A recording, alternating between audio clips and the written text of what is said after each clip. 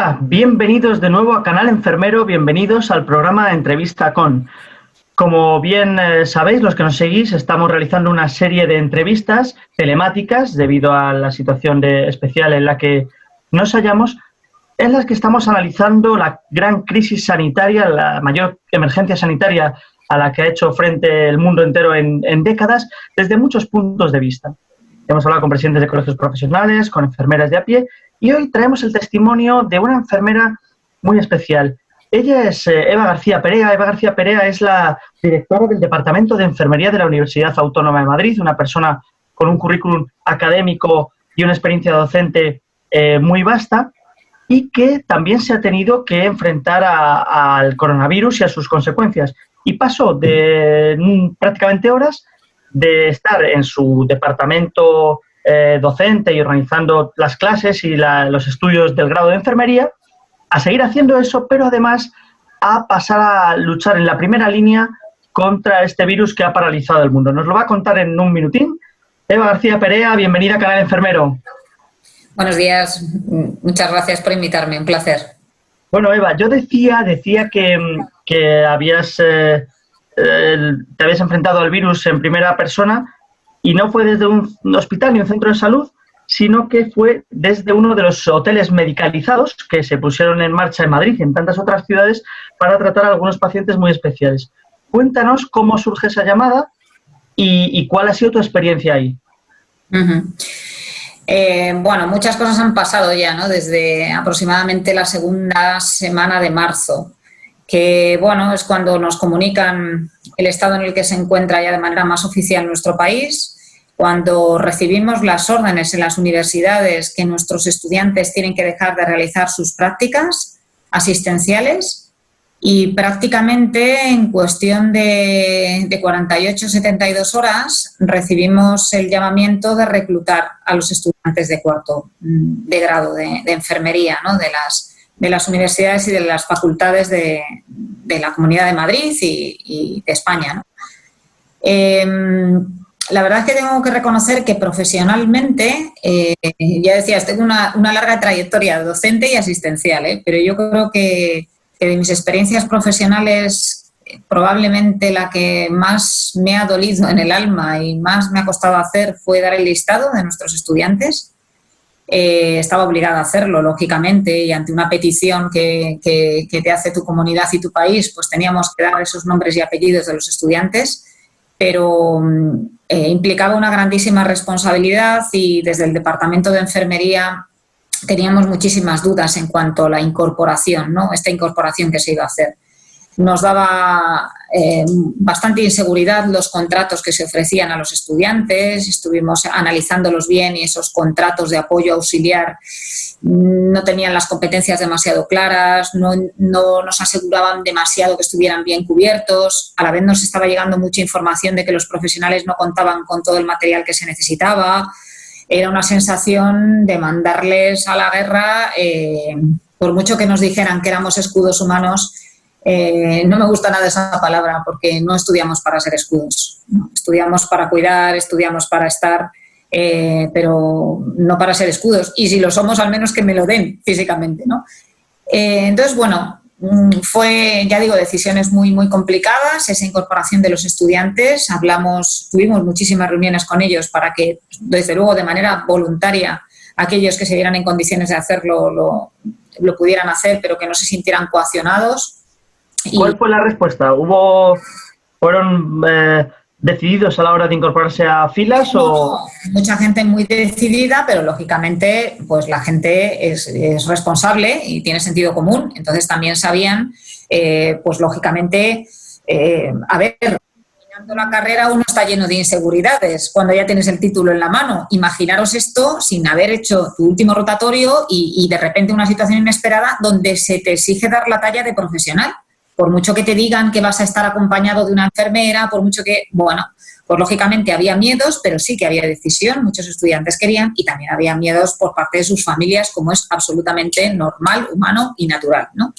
Con lo cual la situación, en ese sentido, muy complicada e incierta. Vamos, yo tengo que reconocer que que escribimos hasta al ministro de Sanidad, francamente, para decirle que teníamos muchísima preocupación en relación a lo que pudiera pasar con nuestros estudiantes. Me contestó, eso sí, enseguida, una carta diciéndome que los estudiantes iban a hacer, sobre todo, recogida de datos epidemiológicos. Bueno, a lo mejor esa era la idea inicial. Luego las circunstancias han llevado a que desde luego no fuera así. Los estudiantes han estado en primera línea, en muchos casos como un profesional más y desde luego dando la talla. Eso sin ninguna duda. Y yo creo que no ha dejado ha quedado clarísimo que tenemos una enfermería excepcional en España, que los estudiantes dan la talla siempre y nos podemos sentir súper orgullosos, ¿no? de personal. Y claro, si los estudiantes iban, pues vosotros los profesores o particularmente claro. tú. Bueno, no solo yo, o sea, no teníamos dudas de que llamaban a nuestros estudiantes, teníamos que ir las personas que pudiéramos hacerlo. El departamento nuestro de enfermería cuenta con una plantilla de profesorado mayor que entraba ya dentro del grupo de riesgo, con lo cual asumir riesgos por asumir no tenía ningún sentido. Y luego había personas que tenían problemas de conciliación familiar y otra serie de circunstancias, pero aquellas que podíamos hacerlo, desde luego no lo dudamos, ¿no?, en decir que queríamos estar ahí. Todo el departamento entero se prestó, si no podían estar físicamente, desde luego a hacer apoyo telemático, ayudar en videoconsultas. Hemos hecho un apoyo y seguimiento a los estudiantes que se han incorporado, ¿no?, que nos tuvieran ahí para cualquier cosa que pudieran necesitar. En eso todo el departamento se ha volcado. Y luego, aunque nos pusimos lo primero que hice fue pedirle permiso a nuestro decano y a nuestro rector de que voluntariamente pues queríamos prestar este apoyo donde nos necesitase sin dejar nuestra responsabilidad docente, porque lógicamente para la universidad esto ha sido también un cambio impresionante. De la noche a la mañana hemos tenido que adaptar una docencia presencial a una docencia online, hemos tenido que hacer exámenes utilizando esta metodología que no la habíamos utilizado.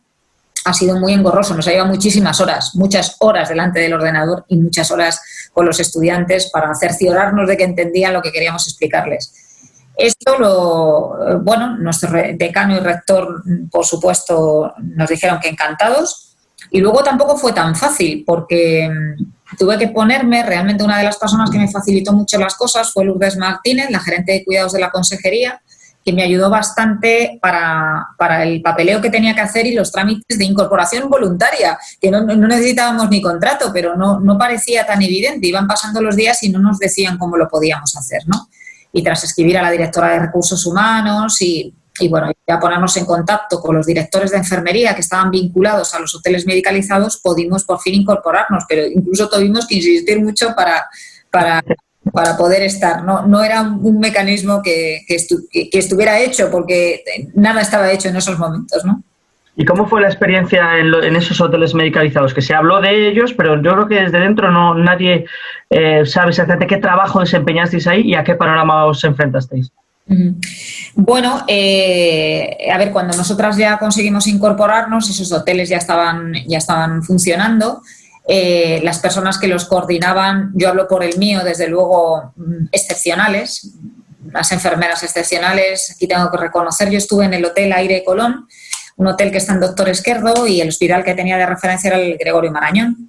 Y las personas que se encargaron de montarlo y coordinarlo de enfermería pues fue la enfermera Luisa Cuesta, ella es jefe de área de psiquiatría del Marañón, y Teresa Martínez, que es una enfermera que trabaja en consultas de rehabilitación cardíaca.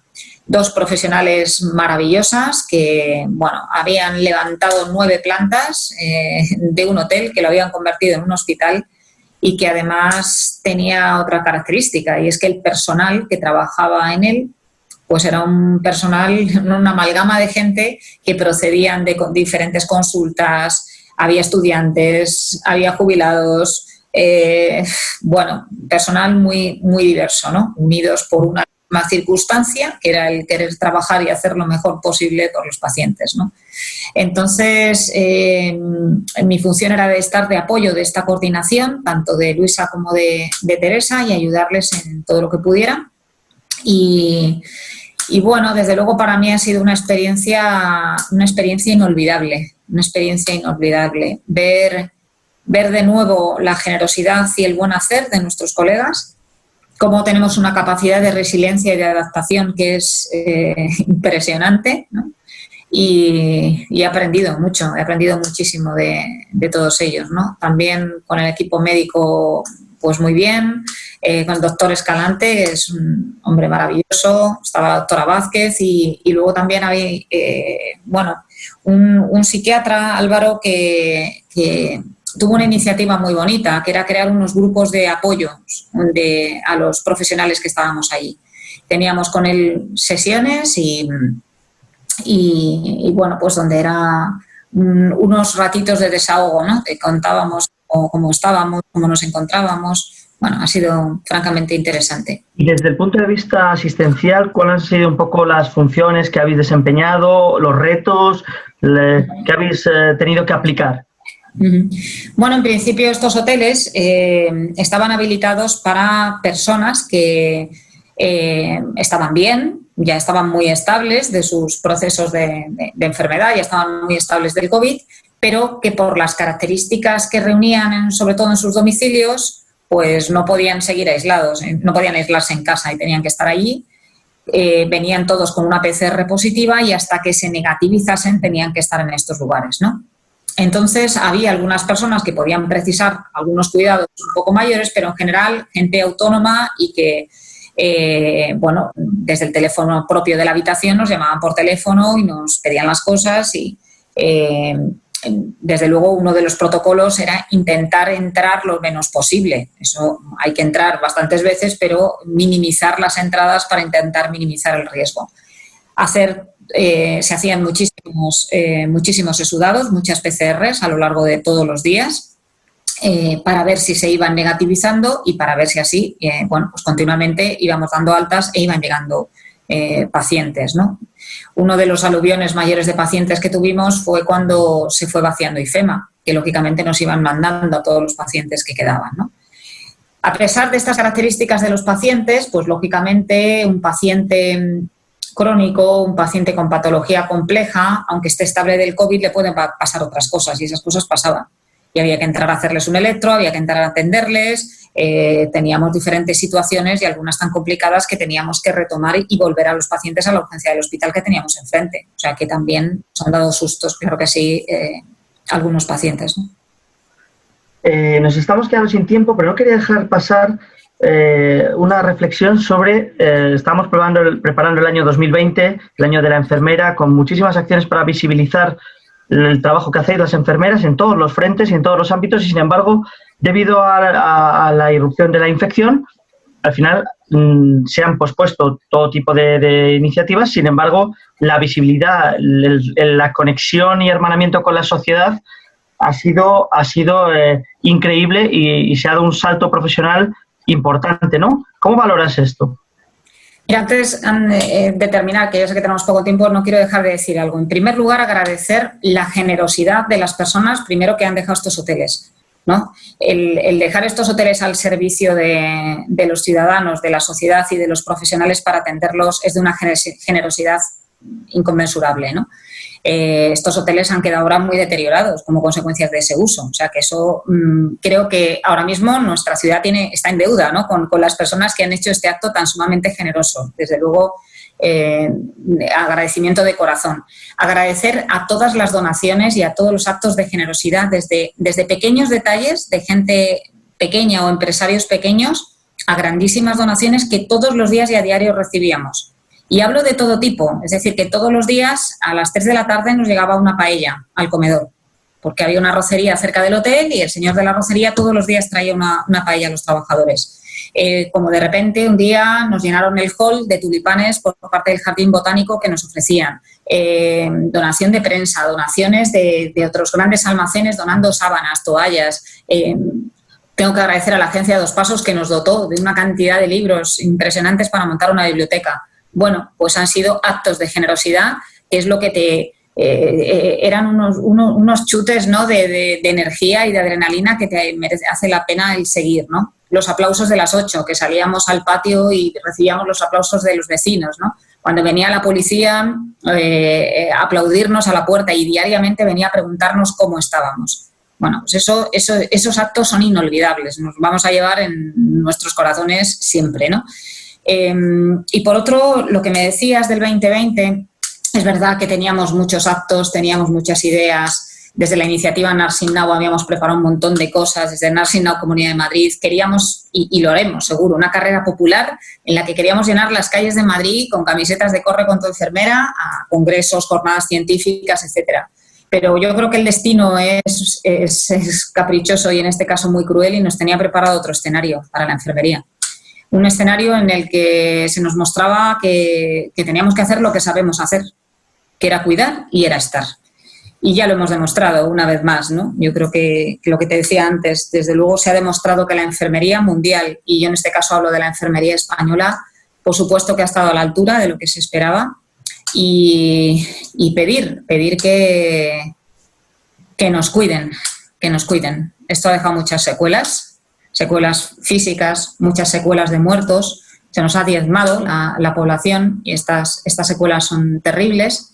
Y secuelas emocionales, ¿no? Así que, bueno, esa visibilización que pretendíamos tener con el 2020 la hemos tenido, desde luego no como hubiéramos soñado ni imaginado, pero una vez que ya hemos demostrado nuestra profesionalidad, nuestro buen hacer, que sabemos investigar y que sabemos trabajar en la excelencia, que se nos reconozca como debemos. Que se reconozcan ahora más que nunca, que no todo vale, que se reconozcan las especialidades, que se reconozcan la enfermería de práctica avanzada, que se reconozcan a las enfermeras que son doctoras y doctores.